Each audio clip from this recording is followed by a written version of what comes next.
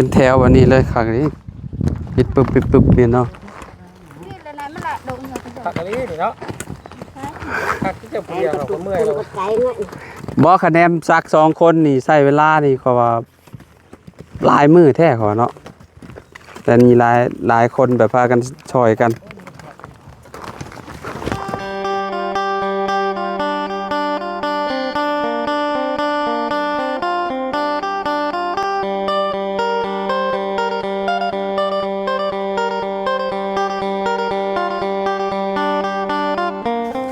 พี่น้องเอ้ยเปิดภาพมา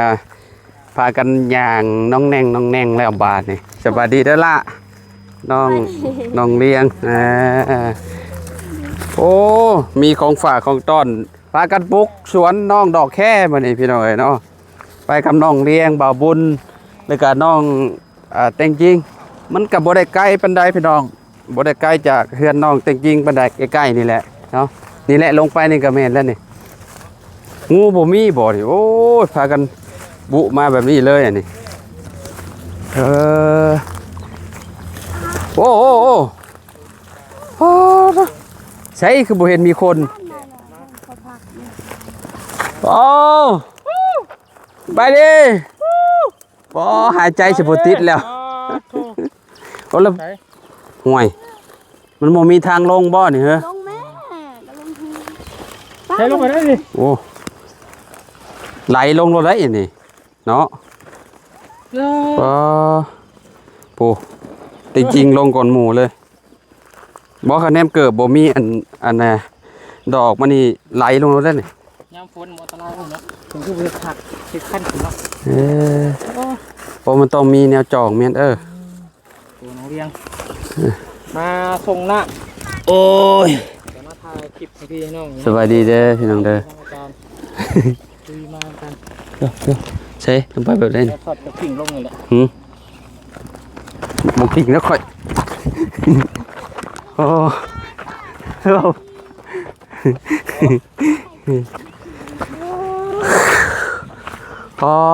ฮ้อนใช้ซักแล้วหรอบ่ยังหลายบ่ฮ้อนแท้นี่ได้3คนสักสิซักซอยเนี่ยหายังกินสวัสดีเด้อสวัสดีฮ้อนแท้นี่เจ็บหัวฮ้อนใครช่วงนี้ยังบ่สบายเนาะเพราะยังหายใจพืดอยู่เนาะแม่นนี่โดยโอ้หน้าแดงขึงเลยเนาะผิวเนาะจักสั้นเสือนี่หน้าดอกแค่หน้าดอกแค่จนแดงเวลามันห่อนเองเนาะแดงแห้งบ่ไปซักไปไปเบิ่งบอลในเซฟบอลทมแล้วนะเฮ้ยสบายดีไปดีเด้อบ่มีเมื่อยบ่ครั้งแรกเมื่อยเลยฮ้อนเนาะขนาดข่อยย่างลงมายังหายใจจะบ่ติดเลยพี่น้องพี่น้องเอ้ยบ่ต้องป้ายให้ฝนตกอีกรอบนึงขอเนาะเบาที่สิเป็นลมเลยเขาไว้แล้วพี่น้องเอ้ยไปใช้อันนี้บ่คุมที่ว่าซักแล้วน่ะยอดแล้วนี่เนาะโอ้ดินมันยังแข็งอยู่บังนี่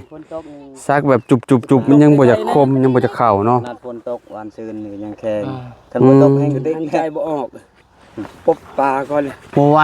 วมันแดดแห้งเนาะมีหมวกแห้งแรกนะ8คนแต่คนซักมีแต่3คนใส่บ่หมวกนี่ว่ะบ่เป็นหยังเข้าใจผู้ใดครับไปอยู่ห่มผู้อันน่ะไปผู้ก่อนดอกแค่ทุกเจ้าคือบ่พากันเข้าห่มเมื่อก่อนบ่สิเมื่อผมบ่เมื่อเฮือนบ่จังหวัดมุ้งแน่เนาะสิซักต่อปลาสิ11:00 นก็ได้นี่พี่น้องสิลงเดี๋ยวจังย่างมาเบิ่งใช่โทรศัพท์เฮาสิเด้งออกอย่ามันฮ้อนแฮงเอาไว้แล้วเนาะเดี๋ยวเอาให้น้องๆเพิ่นเอานะจุ่มเพิ่นกินกันโอ้ยตัวคนต้องปล่อยเนาะ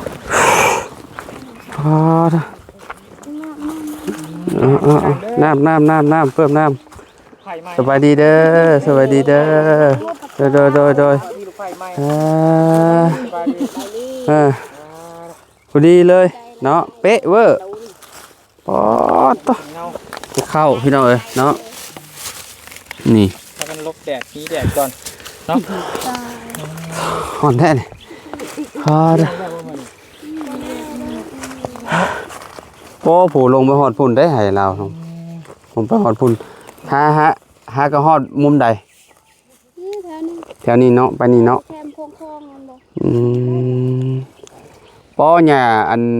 เริ่มเกิดหลายแล้วหุ่นเริ่มเต็มแล้วเนาะต้องได้ซักข้าวแล้วนี่ข้าวขึ้นเลยได้มานี่แล้วนี่เนาะเอาไว้ดอกแค่เนาะป้อฮ้อนแห้งนี่พี่น้องเนาะเป็นลมแล้วคนก็ได้เอาไว้ ซับฮอดแห้งดิ ผู้ชาย3คนซักผู้หญิง8คือบ่ใช้วิธีแบบของไผของลาวบ่ได้บ่ซักไปเลยอ่ะบ่เป็นบ่บ่เคยบ่แล้วว่าใส่เสียมของไผของลาวเลยไปเลยตามหลังกันไปเลยเนาะบ่ได้บ่ตุ แม่บ่เพิ่น บ่เคยปลูกบ่แล้วเขาก็จะเอาเสื้อเป็นงานนี่ลายอีหลีดู หญ้าเกิดหลายตู้เนาะเต็มแล้วเนาะ มีเงินแค่ได้ฉีดยา โอ้ฉีดยาเนาะฉีดยาก็มันก็ได้อยู่ดอกมันก็เล็กๆน้อยๆนี่แหละเนาะมันตายก็ได้แต่มันก็เกิดขึ้นใหม่แล้วก็ยากอีกคือสิเห็นบ่เฮ็ดให้นี่ลำบากเนาะเฮ็ดให้เนาะ มดเสียแล้วหญ้านี่เต็มมาเลยมันเกิดขึ้นมาใหม่นี่โอ้ปอเขียว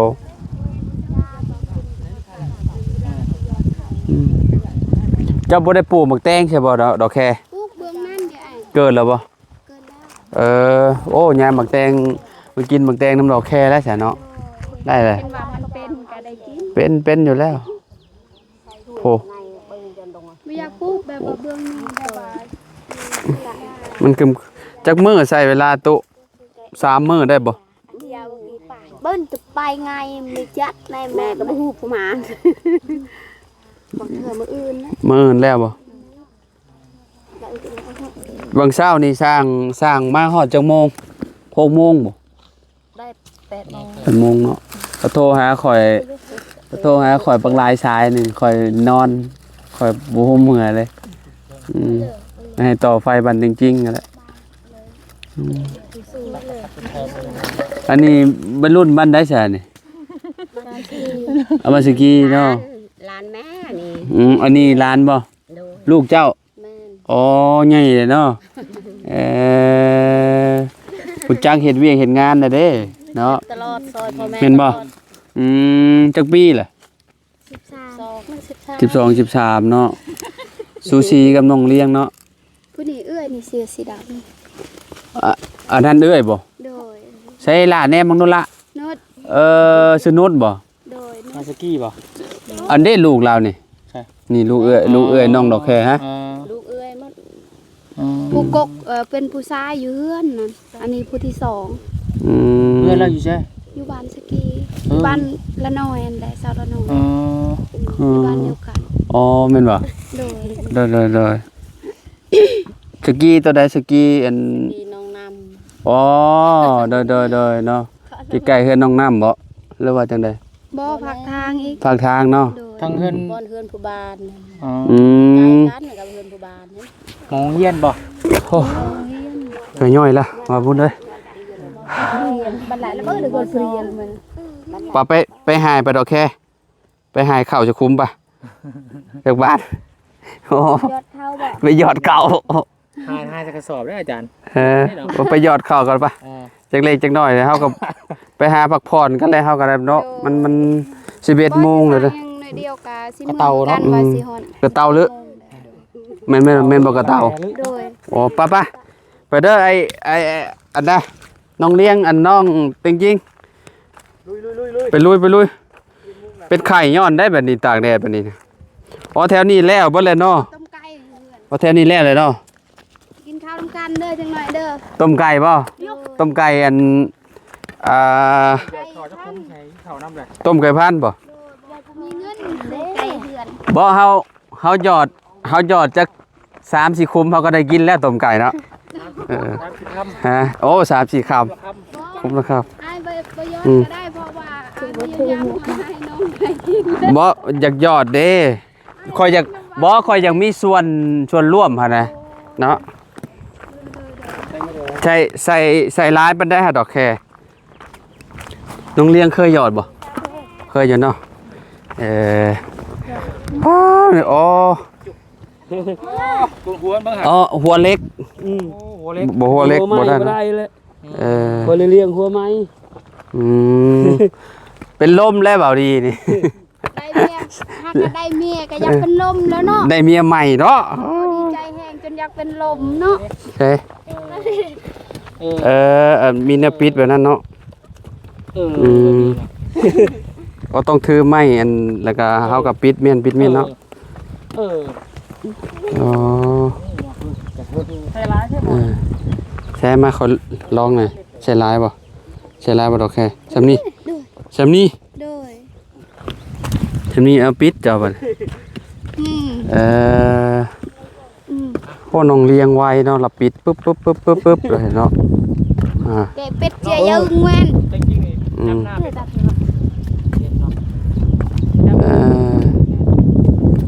หญ้ากับบ่ให้กับพอแห้งเนาะพวกหญ้าอันนี้หญ้าหยุบพี่น้อย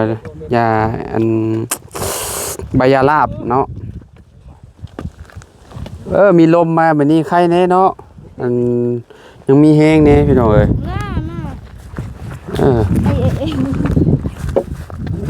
โอ้เบิดแหละในกระตาเพิ่นน่ะในกระยางเพิ่นน่ะ ในกระเป๋า หาก็ได้คุ้มนึงของข่อยน่ะ ตอบเป็นนายงามเนาะ ใช่นี่จำนี้บ่เรียงปินเมียนจำนี้เอาปินเมียนปินให้ระบาวเลยอันนี้หาหกคู่นั่นก็พอแล้วอ้าวโอ้พอได้กินข้าวน้ำนองดอกแค มาบุญมาลองเบิ่ง อ้าว เบิ่งอาจารย์ ใช่ไหม รวมแล้วได้เราได้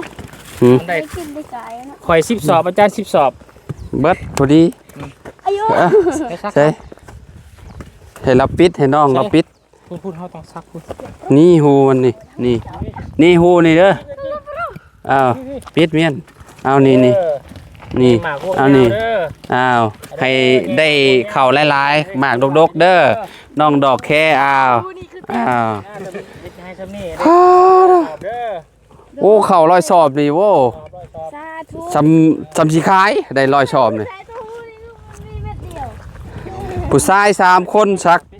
พี่น้องเอ้ยเนาะมันลดบ่ทันหมู่หญิง8คนเนาะต้องหาผู้ชายมาเพิ่มบัดนี้แบบว่าถ้าได้ผู้ชายอีก3คนเป็น6คนนี่ก็สิ ได้4 คนก็แล้วเลยมือ เนาะมื้อหนึงก็แล้วนี่พี่น้องเอ้ยเนาะเพราะว่า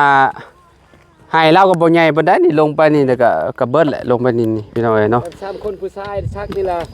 มันก็สิไวเนี่ยเนาะ 8 คนได้พักผ่อนแน่อันนี้เราได้ผู้กระนำได้พักผ่อนน่ะ ผู้ซักก็ได้ผู้นำมาแล้วเนาะอันนั้น ได้พักผ่อน ได้พักผ่อนผู้ซักแล้วว่าเมื่อยแล้วเจ้าดินก็แข็งๆแน่พี่น้องเอ้ยเนาะมันบ่อยากอ่อนปานใดของเบาดีนี่ใส่หัวไม้เนาะพี่น้องเอ้ยเอาเนาะลุย หัวไม้เมียไม้ เมียใหม่มาพร้อมมื้อนี้เนาะเมียก็มาซอยพี่น้องเอ้ย ย่างกระม่วนแล้วเนาะ มันทอดๆแบบนี้ก็บ่ไหวแล้วเนาะเมื่อยคือกันแล้วเมียใหม่ก็ได้เนาะดีเนาะพี่น้องเอ้ยปากัน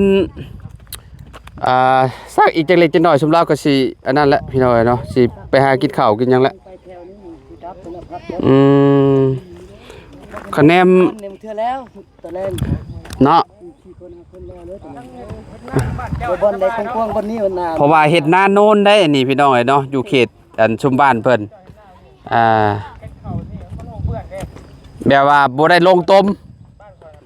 บ้านเฮาแล้วลงต้มพี่น้องเอ้ยเนาะกะคอมเมอร์นี่ก็ง่ายคือกันแหละหยอดเอาคอมเมอร์นี่บ่ค่อยเฮ็ดหน้านั่นปานใดบ่ค่อยดำปานใดคอมเมอร์นี่ไม่เฮ็ดทันสมัยแล้วน้องเลี้ยงกับโอ้คือว่าแล้วอันชุมเพิ่นเคยเฮ็ดเนาะ แม่น้องจะดี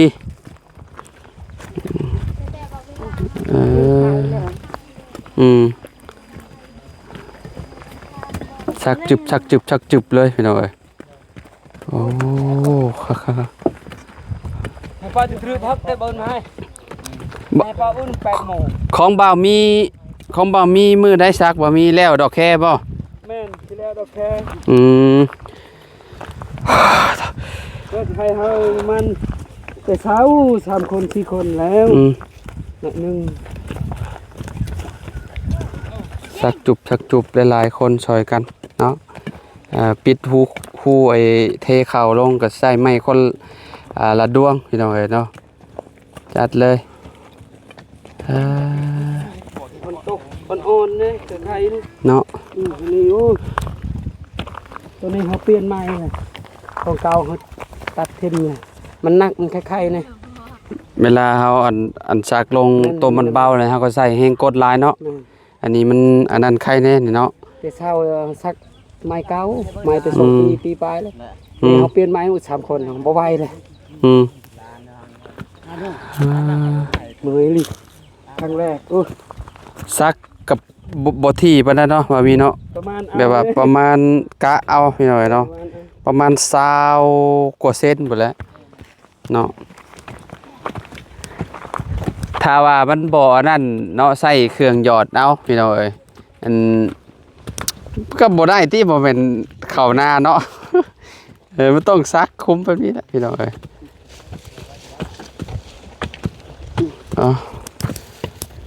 ซักเข้าให้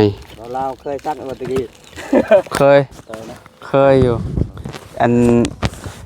เพราะว่าอยู่บ้านตะกี้เฮ็ดให้อยู่ได้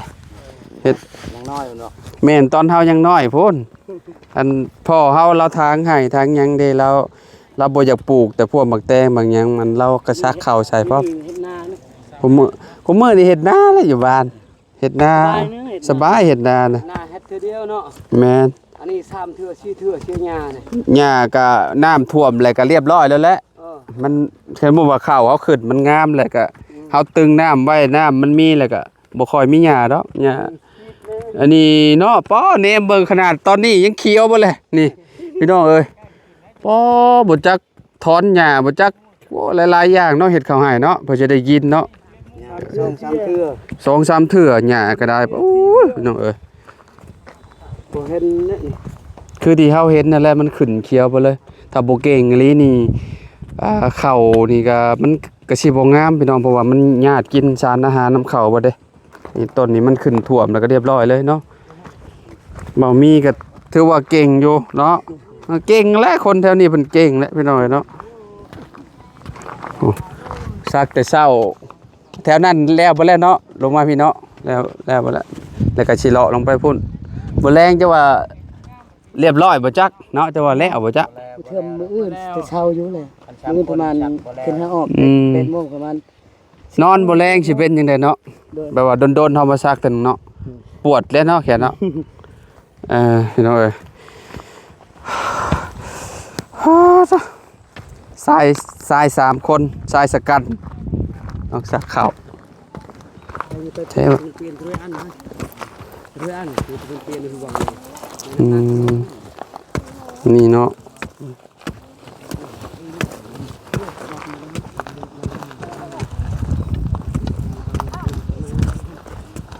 ปอทอมันฮ้อนมันนี่พี่น้องเอ้ยเนาะโธ่แต่ฝนบ่ตกนี่ยันแก่นกว่านี้เขาคะแนนจ้างเพิ่นนี่มื้อเท่าใดอยู่นี่ 100,000 มื้อละแสนเนาะมื้อละแสนกีบพี่น้องเอ้ยโอ้เป็นแถววันนี้เลยค่ะนี่ปิดปึ๊บเนี่ยเนาะ นี่แล้วนั้นมันละดงเหี่ยวไป ผักอันนี้นี่เนาะผักที่จะเปลี่ยนเราก็เมื่อยแล้ว บ่คะแนนซัก2คนนี่ใช้เวลานี่เขาว่าหลายมื้อแท้เขาว่าเนาะแต่นี่หลายคนแบบพากันช่วยกันโอ้ เจ็บปวดเนาะ คุมไปคุมลาวเนาะใช้ข่อยอยากลองได้จะบาดให้เขาแน่ล่ะเราปิ้นให้เฮาแน่ ได้จะคุมตรงลื่นเลยเนาะ มีใช่เดี๋ยวเอาจริงๆจริงๆก็เคยอันซักเข่าคือกันเนาะเคยเบิ่เลยเนาะคนเห็นนี่เนาะปิดเอามือปิดไว้เฉยๆก็ได้วะนี่ เมื่อยเฮาเลยเมื่อยจิตาของแห้งเนาะ5คนเนาะเราเลยเมื่อยนำเฮาเฮาได้ลายเฮาพักก่อนอันนี้เราลายเราได้พัก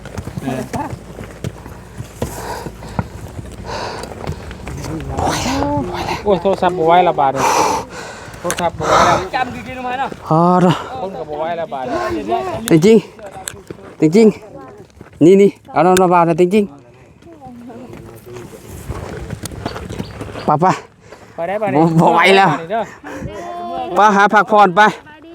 ป้อพี่น้องเอ้ย มู่ได้ให้เขากินน้ำก่อนเด้อ